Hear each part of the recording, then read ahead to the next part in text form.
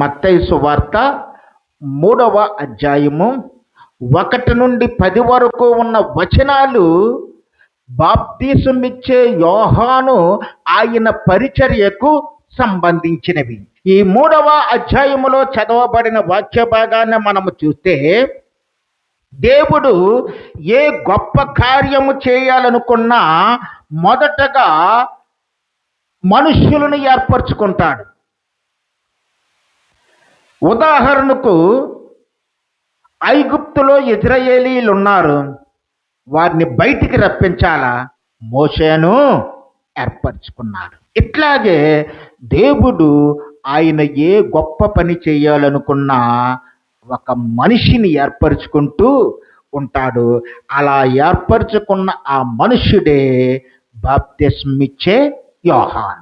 ఈ బాప్తిస్మిచ్చే యోహాను మామూలు మనుష్యుడు కాదు. ఆయన పుట్టటమే యాజక కుటుంబంలో పుట్టాడు. అంటే మీకు అర్థమయ్యే భాషలో చెప్పాలంటే పెద్ద పాస్టర్ గారి ఇంట్లో ఆయన కొడుగ్గా పుట్టాడని అర్థం. అర్థమైందా? యాజక కుటుంబంలో పుట్టాడు ఆయన. యాజక కుటుంబంలో పుట్టిన ఆయన తండ్రి పేరు జకర్యా, తల్లి పేరు ఎలిజబెత్. అంటే వారిది యాజక కుటుంబం, దేవుణ్ణి ఆరాధించే కుటుంబం. అట్లాంటి గొప్ప కుటుంబంలో పుట్టాడు. ఎప్పుడైతే యాజక కుటుంబంలో పుట్టాడో, యాజక కుటుంబంలో పుట్టిన ప్రతి వారు ధర్మశాస్త్ర నియమాలను పాటించాలి. వారికి ఒక ధర్మశాస్త్రం ఉంది. ఆ ధర్మశాస్త్ర నియమాలను వారు తప్పకుండా ఏం చేయాలండి? పాటించాలి. మరి ఈ యోహాను ధర్మశాస్త్ర నియమాలను పాటించే కుటుంబంలో ఉండి ఈయన ఎక్కడ ఉంటున్నాడంటే దేవాలయంలో ఉండటం లేదు. ఈయన ఎక్కడున్నాడు? యోదయ అరణ్యములో అని ఉంటుంది చూడండి అక్కడ 3వ అధ్యాయము. ఆ దినములలో బాప్తిసమిచ్చి యోహాను వచ్చి పరలోక రాజ్యము సమీపించి ఉన్నది, మారు మనసు పొందిడని యోదయ అరణ్యములో ప్రకటించుచుండెను. యాజకుడు దేవాలయంలో ఉండాలి. యాజకుడు దేవాలయంలో ఉండి ఆ యాజకులు అప్పగించిన ఆ పనులు చేసేవాడై ఉండాలి. కానీ ఈయన ఎక్కడున్నాడంటే అరణ్యములో ఉన్నాడు. రెండవది, యాజకుడు యాజక వస్త్రాలను ధరించాలి. వాళ్ళకి ప్రతిష్టాత్మకమైన వస్త్రాలు ఉన్నాయి.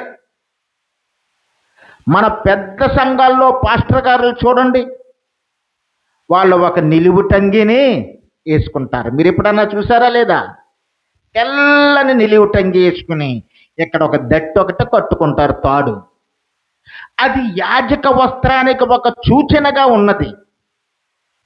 అలాంటి అంతకంటే శ్రేష్టమైన వస్త్రాలు ధరించేవాడు ఎవరు?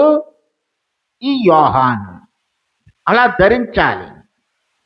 మరి యాజక కుటుంబంలో పుట్టాడు కాబట్టి ఈయన యాజకులు భుజించే ఆహారాన్ని భుజించాలి. యాజకులు భుజించే ఆహారాన్నే భుజించాలి. యాజకులు ఏం భుజిస్తారు? వాళ్ళు మెత్తని పిండిని, దంచిన పిండిని అప్పములుగా చేసి, రొట్టెలుగా చేసి, సొమ్ముకప్పు రొట్టెలుగా చేసి ఆ దేవాలయంలో పెడితే,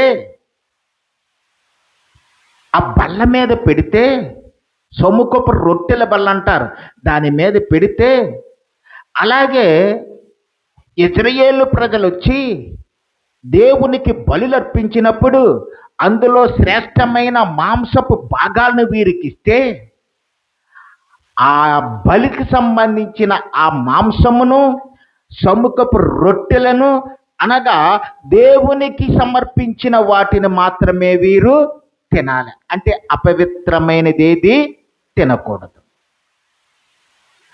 అలాంటి గొప్ప యాజక కుటుంబంలో పుట్టిన ఈ యోహాను ఇప్పుడు ఏం చేస్తున్నాడు అంటే చూడండి, అక్కడ ధర్మశాస్త్ర ప్రకారంగా చూస్తే ఈయన 4వ వచనములో చూస్తే ఏం చేస్తున్నాడు?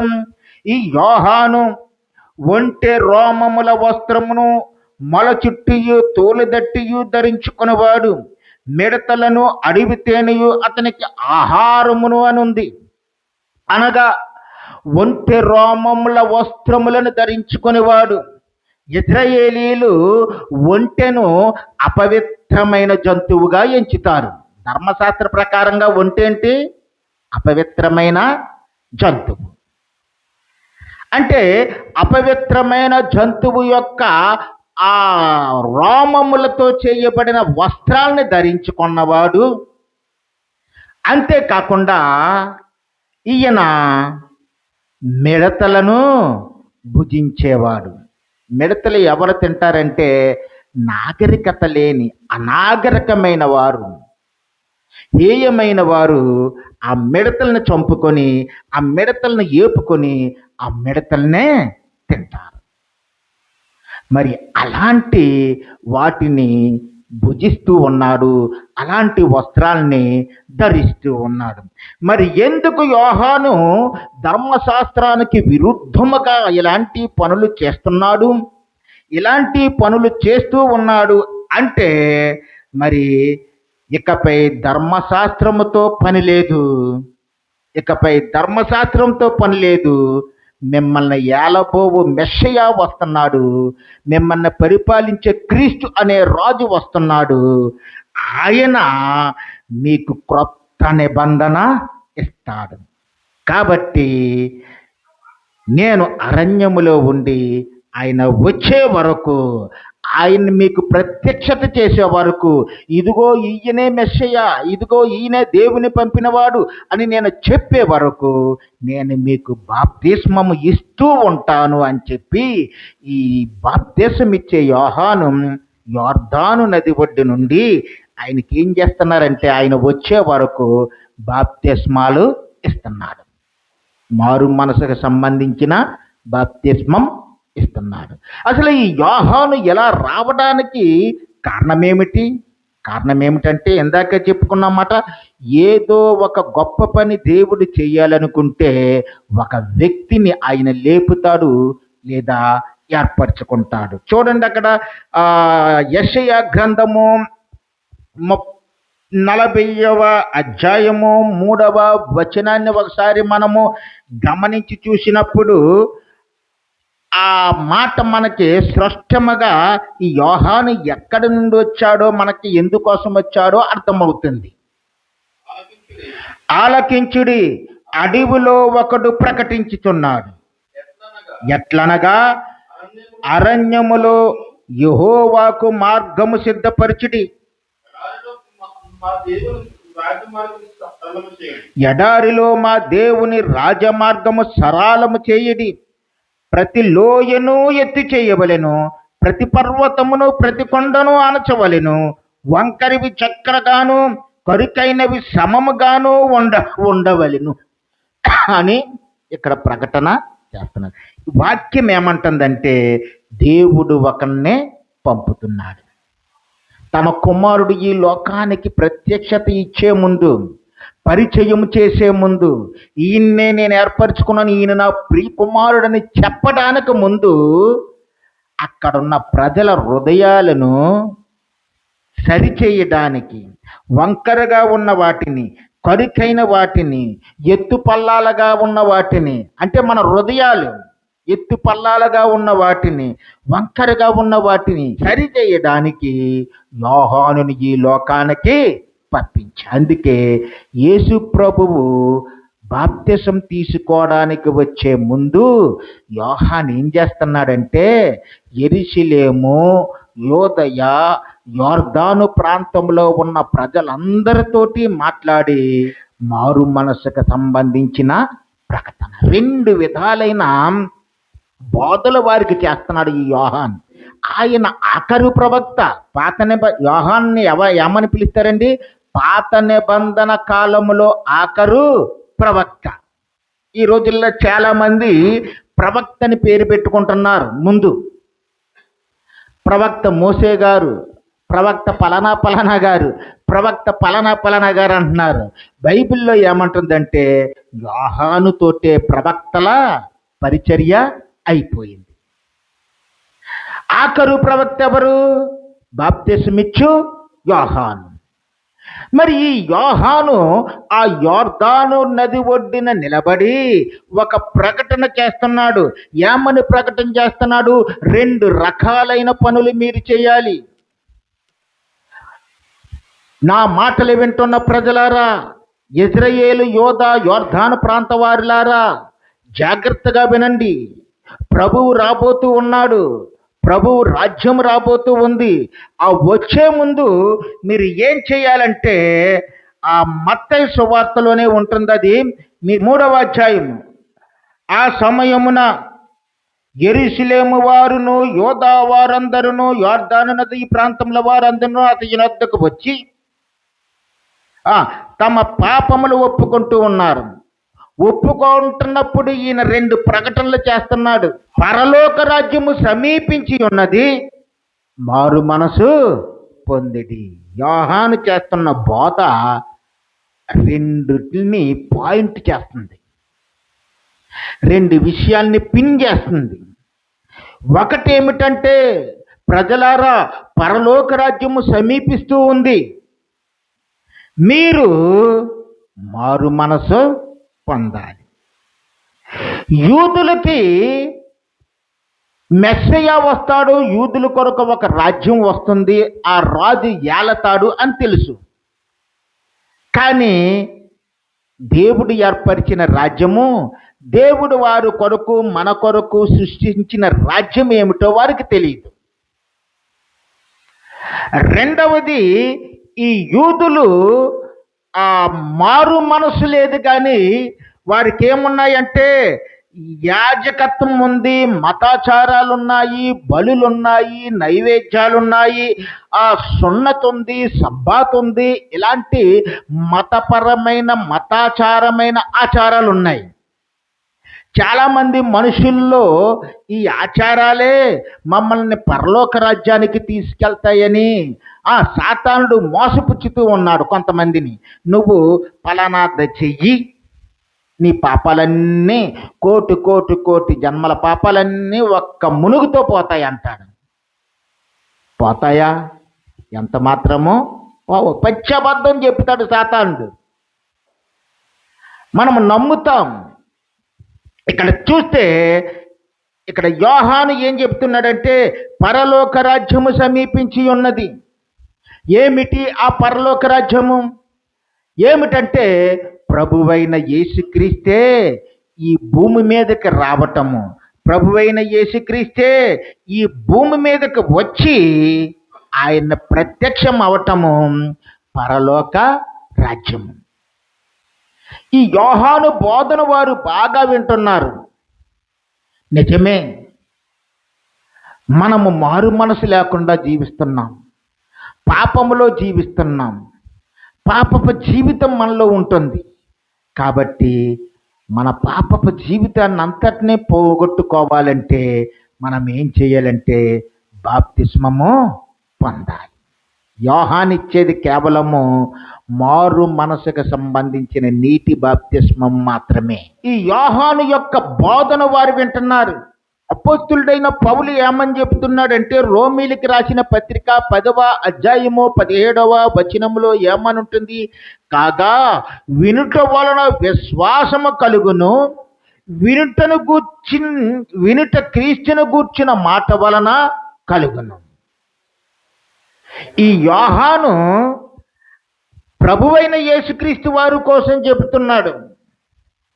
వారు చక్కగా వింటున్నారు. ఆ వింటున్న వారిలో ఏం కలుగుతుంది? విశ్వాసము కలుగుతుంది. యేసు ప్రభువుని కోసం నువ్వు ఎవరికన్నా చెబితే నీ మాటను బట్టి ప్రభువు వారు హృదయంలో విశ్వాసాన్నే పుట్టిస్తాడు. కానీ నువ్వు యేసు ప్రభు వారి కోసం చెప్పవు కదా, అన్ని రకాల మాటలో మాట్లాడతావు, అన్ని రకాల సొల్లు కబుర్లు వాళ్ళతో చెప్తాం. కానీ ప్రభువు యొక్క ప్రేమ, ప్రభు ఎంత దయామయుడో, ఎంత కరుణామయుడో అని మనము ఎంత మాత్రమో ఎప్పుడూ కూడా ఇతరులకు చెప్పం. వినుట వలన విశ్వాసము కలుగుతుంది. నువ్వు చెప్పాలి, ప్రభు విషయం చెప్పాలి. ఇక్కడ యోహాను చెప్తున్నాడు. ఏమని చెప్తున్నాడండి? చక్కని విషయాలు చెప్తున్నాడు. ఏమంటున్నాడంటే అనేకులు ఆయన యొద్దకు బాప్తిసం పొందడానికి రావటం చూసి ఆయన ఏమంటున్నాడు? 11వ వచనంలో, అయితే నా వెనక వచ్చుచున్నవాడు నాకంటే శక్తివంతుడు, ఆయన చెప్పులు మోయటకైనను నేను పాత్రుని కాను అంటున్నాడు. అంటే నేను మెస్సయ్యాను కాదు, నేను దేవుని కుమారుని అసలే కాదు.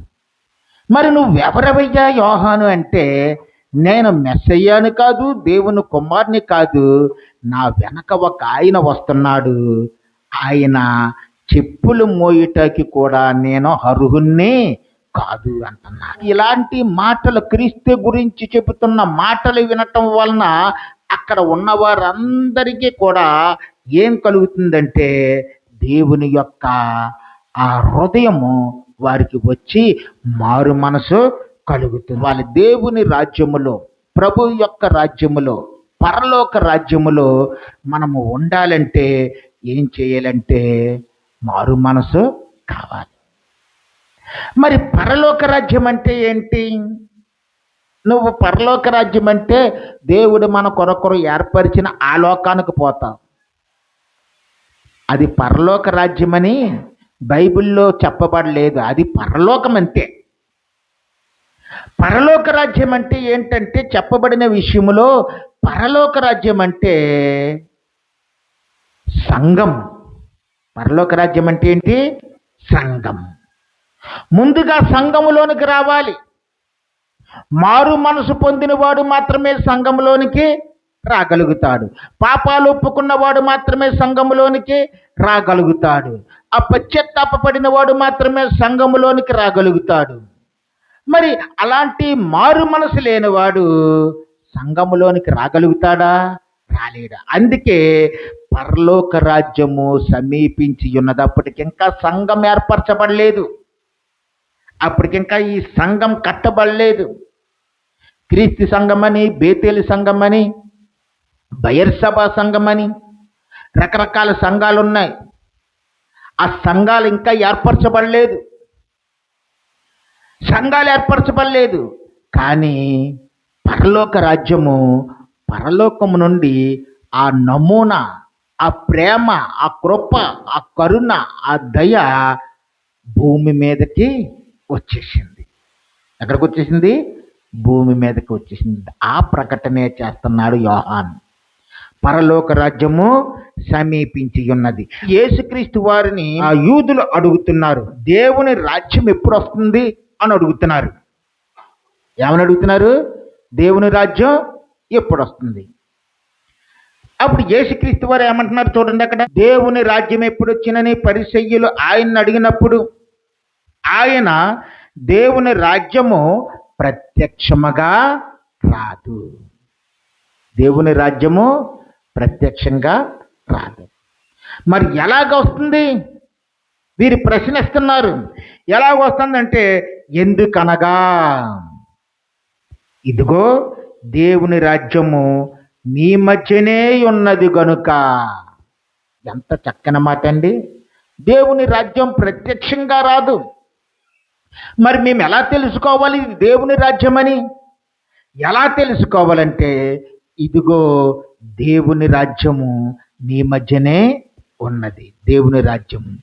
ప్రభు యొక్క ఉద్దేశం ఏమిటంటే, యూదులారా, పైసరీలారా, సద్దూకయ్యులారా, సమస్త ప్రజలారా, మీ అందరి పాపాల కోసము నేను పరలోకాన్ని విడిచిపెట్టి భూలోకానికి వచ్చాను. మీ అందరి కొరకు ఈ భూలోకములో దేవుని రాజ్యమును కట్టడానికి వచ్చాను. దేవుని రాజ్యం అనగా, లేదా పరలోక రాజ్యం అనగా, నేను కట్టబోయే సంఘమే. నేను